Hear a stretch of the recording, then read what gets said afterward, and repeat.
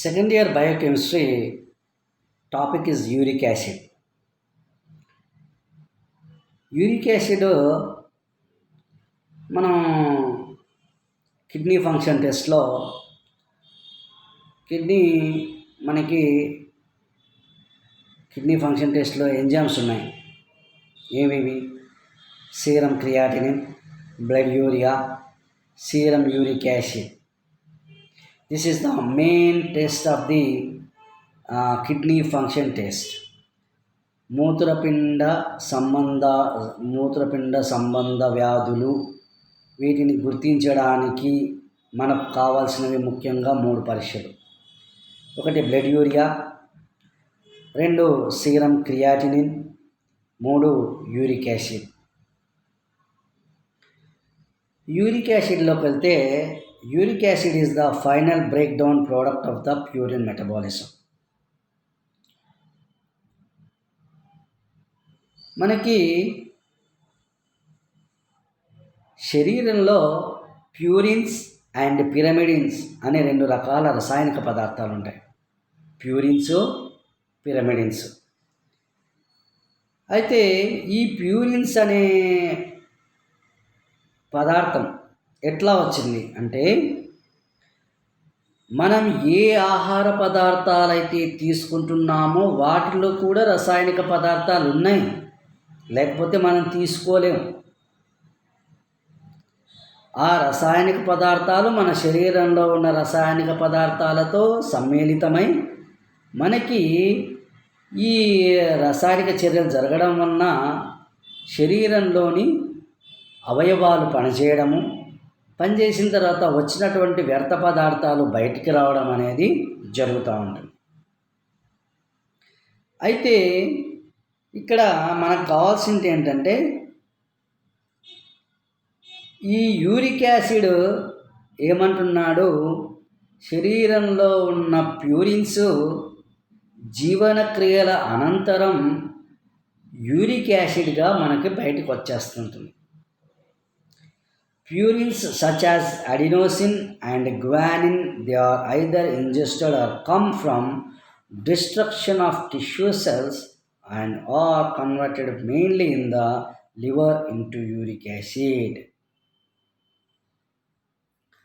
మనం తీసుకున్న ఆహార పదార్థాలలో అడినోసిన్ కానీ గ్వానిన్ కానీ డైజెషన్ అంటే జీర్ణమైన తర్వాత అవి శరీర కణాలలోకి వెళ్ళి అక్కడి నుంచి కన్వర్ట్ అయిపోయి liver into uric acid,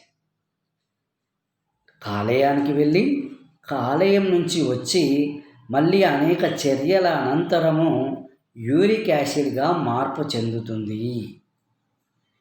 from the liver uric acid is transported to the kidney.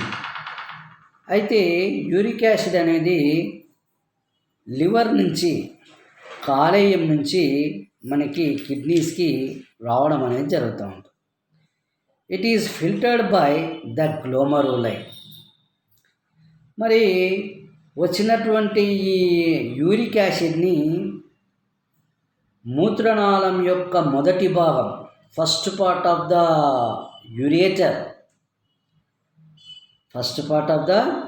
Ureter, that is called glomeruli. This part is a filtration part. ఇది గ్లోమరులై అనేది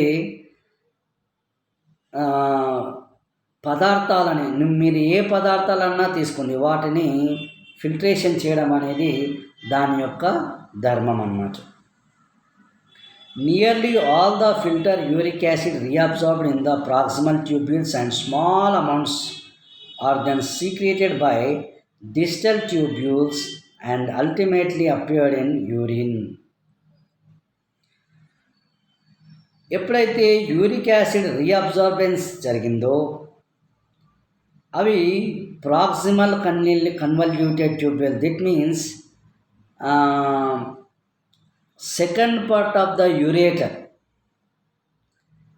ఫస్ట్ పార్ట్ ఎవరు? గ్లోమరులై. సెకండ్ పార్ట్ ఎవరు? Proximal convoluted tubule. ఈ proximal convoluted tubule నుంచి next digital convoluted tubule అంటే end part of the ureter అక్కడికి వెళ్ళి అక్కడి నుంచి యూరిన్లోకి దిగిపోతుంది. క్లియర్? మనం తీసుకున్న ఆహార పదార్థాలు, దాంట్లో అడినిన్, తర్వాత గ్వానిన్ అనేటటువంటి అడినోసిన్, గ్వానిన్ అనే రసాయనిక పదార్థాలు ప్యూరిన్స్ అంటారన్నమాట. ఈ 2 ప్యూరిన్లు రసాయనిక ఆహార పదార్థాల ద్వారా కాలేయానికి వెళ్ళి కాలేయం నుంచి తిరిగి కిడ్నీకి వచ్చిన తర్వాత కిడ్నీలో గ్లోమరుల దగ్గర ఫిల్ట్రేషన్ జరిగి అక్కడ నుంచి ప్రాక్సిమల్ కన్వల్యూటివ్ ట్యూబుల్, తర్వాత డిజిటల్ కన్వర్టెడ్ ట్యూబుల్ నుంచి తిరిగి యూరిన్లోకి వచ్చి యూరిన్ నుంచి బయటికి పాస్ చేయడం అనేది జరుగుతూ ఉంది.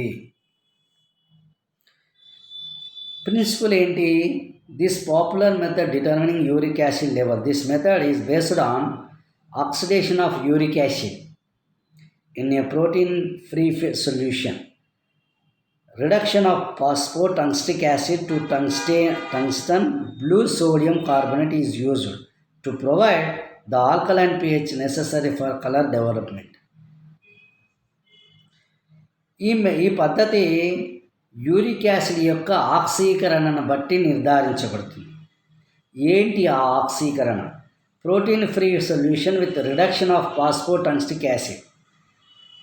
ప్రోటీన్ ఫ్రీ ఫిల్ట్రేషను టంగ్స్టిక్ యాసిడ్తో రిడక్షన్ చెంది బ్లూ సోడియం కార్బోనేట్ అనేది విడుదల చేస్తుంది. ఇప్పుడు రియేజెంట్ ఏం జరుగుతుందంటే ఫాస్ఫోటంగ్స్టిక్ యాసిడ్ రియేజెంట్ వచ్చేస్తుంది. సోడియం కార్బోనేట్ సొల్యూషన్గా మారిపోతుంది. Uric acid standard stock 5 mg/dl. Uric acid standard working 5 mg/dlగా ఉంటుంది. ఇక ప్రొసీజర్లోకి వస్తే 3 టెస్ట్ ట్యూబులు తీసుకోవాలి.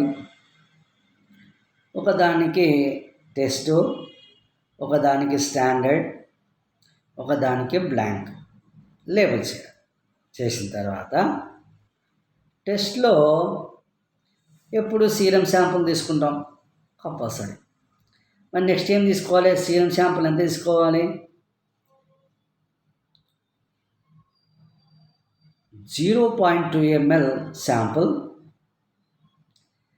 ఫాస్ఫోటంగ్స్టిక్ యాసిడ్ రియేజెంట్ అంటే తీసుకోవాలి 2 ml. 0.2 ml 2 ml. Next standard ఎప్పుడు వర్కింగ్ స్టాండర్డ్ తీసుకుంటే స్టాండర్డ్ అన్నాడు కాబట్టి స్టాండర్డే తీసుకోవాలి. 0.2 ml స్టాండర్డ్. మరి ఇంకేం తీసుకుంటాం? స్టాండర్డ్లో రియేజెంట్ తీసుకుంటాం 2 ml రియేజెంట్. ఇక బ్లాంక్లో ఎప్పుడు డిస్టిల్ వాటరే. రియేజెంట్ ప్లస్ డిస్టిల్ వాటర్ ఈ 3 తీసేసుకుంటాం. మరి ఈ 3 తీసుకున్న తర్వాత బాగా మిక్స్ చేయాలి. 15 నిమిషాలు రూమ్ టెంపరేచర్ వద్ద ఉంచాలి. అప్పుడు దాన్ని centrifuge all tubes 3000 rpm for 10 minutes. 3000 rpm వద్ద 10 నిమిషాలు కిలోమీటర్లో అయితే కనుక 3000 rpm వద్ద సెంట్రిఫ్యూజ్ చేసేసేయాలి. చేసిన తర్వాత ఆఫ్టర్ సెంట్రిఫ్యూగేషన్ టెస్ట్ ట్యూబ్ యొక్క పై భాగంలో మనకి ఏదైనా ఒక సపరేట్ సూపర్నెటెంట్ వచ్చేస్తుంది. Pour the supernatant directly into 3 separate corresponding labeled tubes. పైన వచ్చేటటువంటి సూపర్నెటెంట్ని 3 టెస్ట్ ట్యూబ్లోకి సపరేట్ చేసేసేయాలి. చేసి 1 ml sodium carbonate solution to each tube.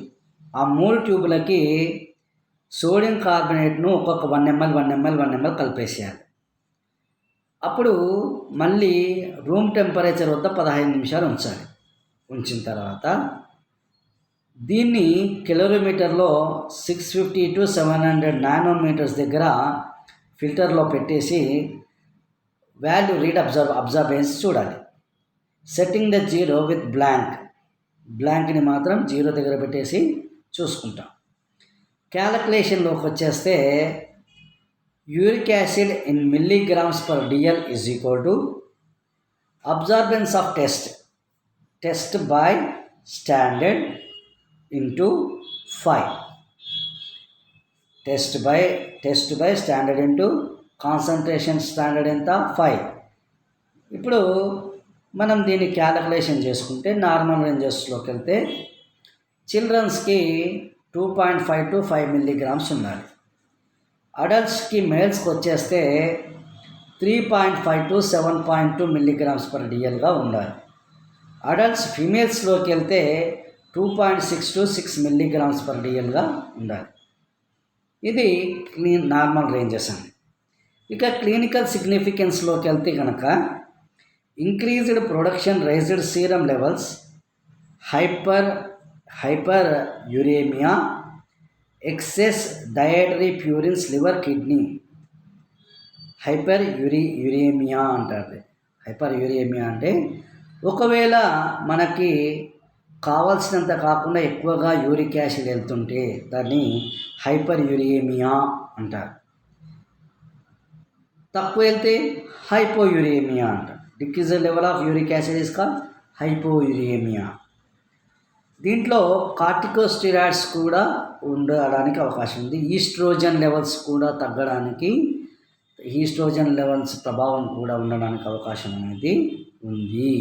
ఇది మనం నార్మల్ రేంజ్లో మనం యూరిక్ యాసిడ్ని గమనించాల్సినటువంటి విషయం అన్నమాట. అయితే మనం ఎస్పెషల్లీ 3 టెస్టుల్లో మనం శాంపుల్ ఏం తీసుకుంటాం, మనం ఒకటి బ్లాంక్ ఒకటి, రియేజెంట్ ఒకటి, స్టాండర్డ్ ఒకటి.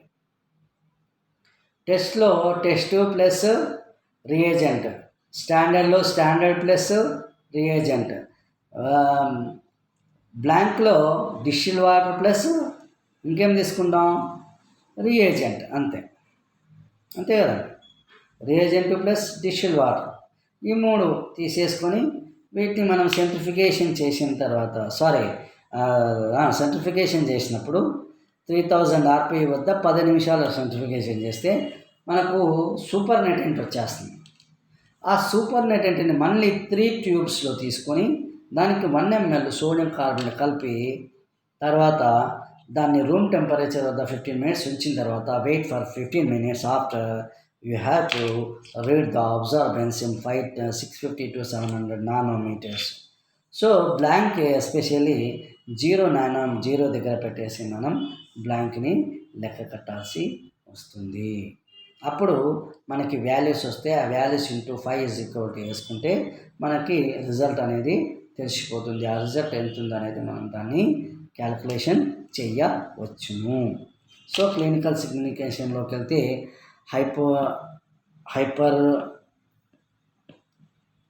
హైపరీమియా, హైపోరీమియా, ఇది యూరిక్ యాసిడ్లో ఉన్నటువంటి డిసీజెస్ అన్నమాట. Okay, thank you all of you.